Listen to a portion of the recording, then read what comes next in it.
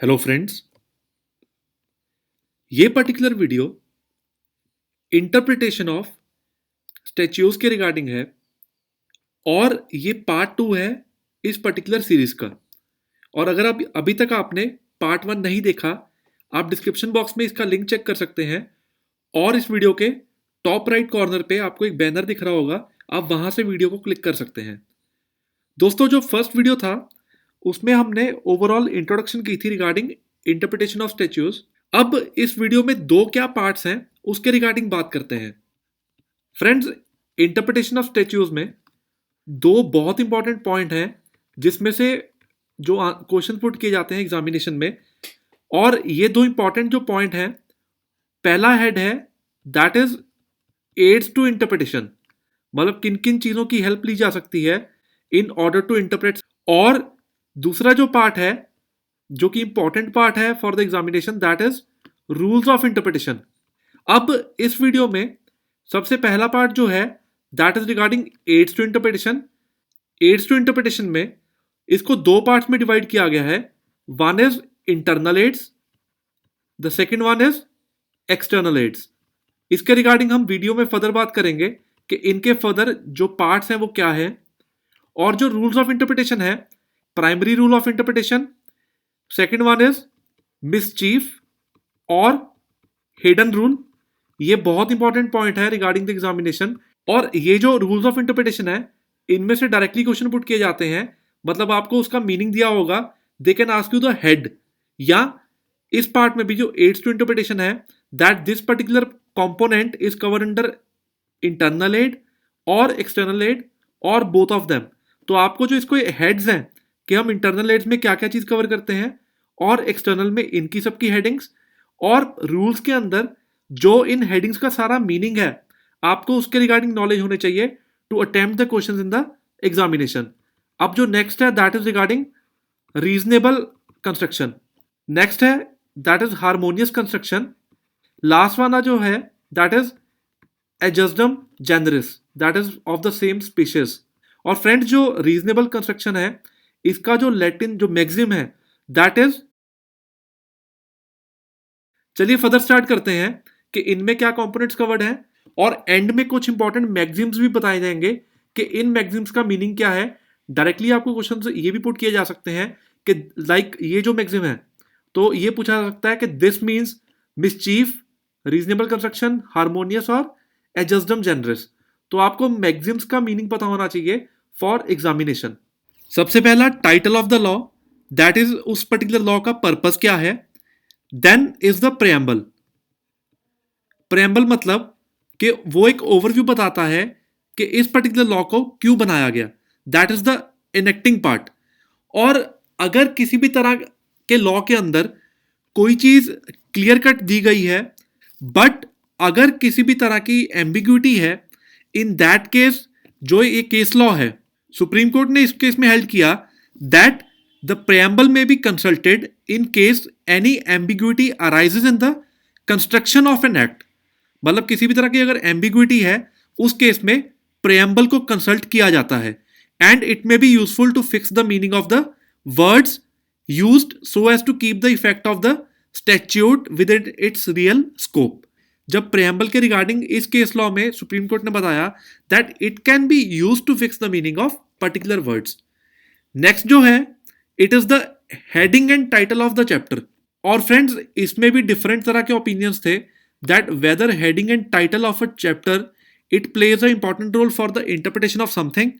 जहां पे भी प्लेन वर्ड्स यूज किए गए हैं, मतलब जहां पे कंस्ट्रक्शन की जाएगी ऑफ द स्टैट्यूट, अगर प्लेन वर्ड्स यूज किए गए हैं, वर्ड्स अपने आप में क्लियर हैं, दे आर अनएम्बिगुअस, और जो इनका जो प्लेन मीनिंग है it is very much clear. In case of any ambiguity और डाउट, अगर कोई भी चंक ऑफ सेक्शंस हैं, in case of any ambiguity then it can be linked to the heading and title of that thing। और इसका जो case law है that is Frick India limited versus union of India 1990 supreme court. अब जो next part है, it is regarding marginal notes. यहां पे भी जो मार्जिनल नोट्स का पॉइंट है, तो जो सुप्रीम कोर्ट का व्यू है that the marginal note although may not be relevant for the decisions in all type of cases. But अगर मेन प्रोविजन जो है कोई दी गई है, it is sought to be interpreted differently, in that case minor notes would be permissible in law. मतलब minor notes का है जहां पे कोई एडिशनल इंफॉर्मेशन मार्जिनल नोट्स में दी गई है, इन that case although it is not important for rendition of decisions, उसका रोल नहीं है। बट अगर किसी भी तरह की इंटरप्रिटेशन में और उसका एक डिफरेंट व्यू दिया गया है as far as law is concern, तो उस डिफरेंट व्यू को स्टडी करने के लिए in that case the minor notes are important. और इसका जो केस लॉ है Sarbjit Rick Singh versus union of India 2008। Next point is interpretation clause. जब भी हम इंटरप्रिटेशन क्लॉज की बात करते हैं, उस केस में जो पूरा स्कीम ऑफ द एक्ट है कि ये एक्ट है क्या है, लैंग्वेज क्या यूज की गई है, उसकी प्रोविजंस क्या है और उसका ऑब्जेक्ट क्या इंटेंड किया गया है इस पर्टिकुलर इंटरप्रिटेशन से, that has to be followed for the internal aid. Next one is that is proviso. Proviso का मतलब है किसी भी चीज को या डिस्ट्रक्शन ऑफ राइट्स को रोकना। मतलब ये चीज इस चीज पे एप्लीकेबल है प्रोवाइडेड दैट अगर ये चीज फुलफिल होगी, that is the sense of proviso. तो it is used to preserve the destruction from certain rights, remedies or privileges that are already existing.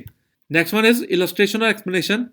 This is a simple part that whenever we talk about the illustrations, वो जो law की एक basic intention है उसको थोड़ा clear किया जाता है, that this is the sense in which the law has been codified. Next one is the schedule. In case of schedule, schedule will not control the law. Rather, the law is supplemented by schedules. मतलब ऐसा नहीं है कि schedule में अगर कुछ लिखा है the law will be all together totally interpreted in a different way, but law को सप्लीमेंट करने के लिए एडिशनल चीजों के लिए a schedule is provided that can be used to interpret it. तो टोटल जो इंटरनल थे aids, in that case we have covered the 8 points.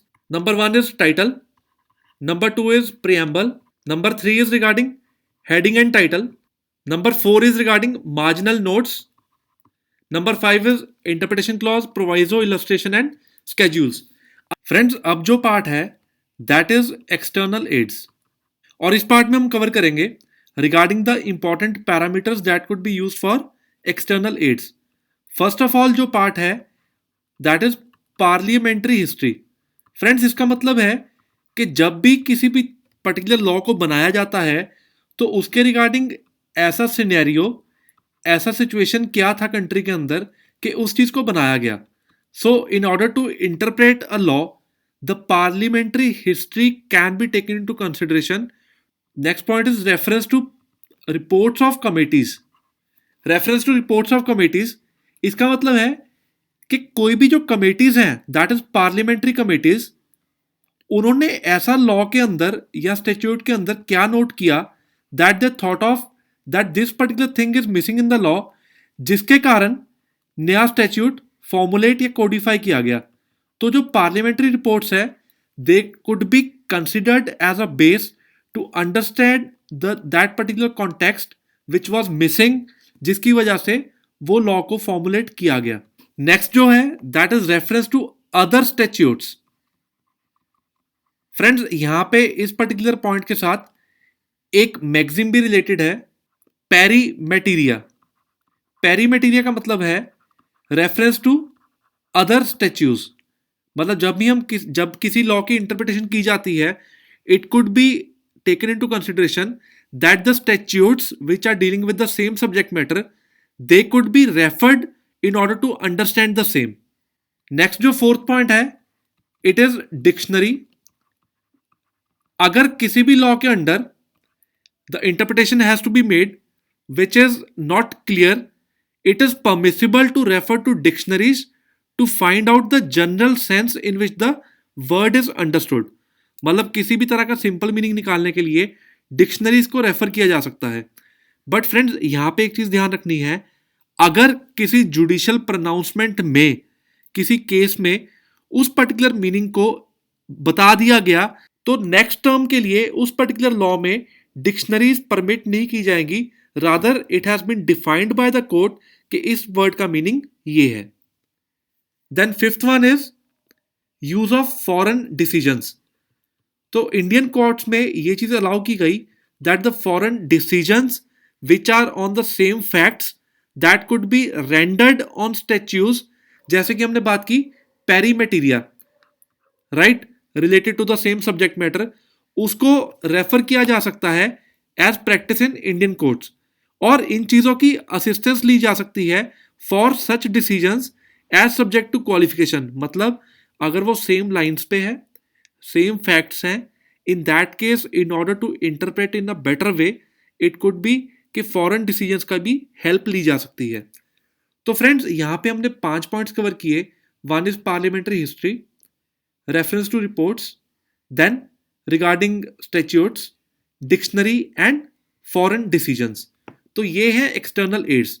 तो आपको ये सब हेड्स याद रखने हैं कि इंटरनल एड्स में जो 8 पॉइंट्स कवर किए गए, टाइटल, प्रेम्बल, चैप्टर हेडिंग्स, तो ये सब पॉइंट्स आपको याद रखने हैं।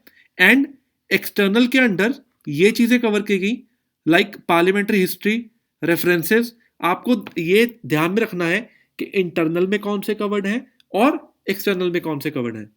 फ्रेंड्स, इस वीडियो में हमने कवर किया regarding the interpretation of statutes, उसका सेकंड पार्ट, जिसमें internal and external aids to interpretation के बारे में बात की गई। अब जो नेक्स्ट पार्ट है that is part number 3 and the final part for this video, it will be regarding the rules of interpretation, जिसमें बहुत ही इंपॉर्टेंट मैगजीम्स और इन सब रूल्स का मीनिंग किया जाएगा। अगर आपको ये वीडियो अच्छा लगा, आप अपने वैल्यूएबल कमेंट दीजिए, इस चैनल को सब्सक्राइब करें, बेल आइकन क्लिक करें और अपने दोस्तों के साथ शेयर करें ताकि उनको भी एडिशनल नॉलेज मिल पाए for the examination. Thanks a lot.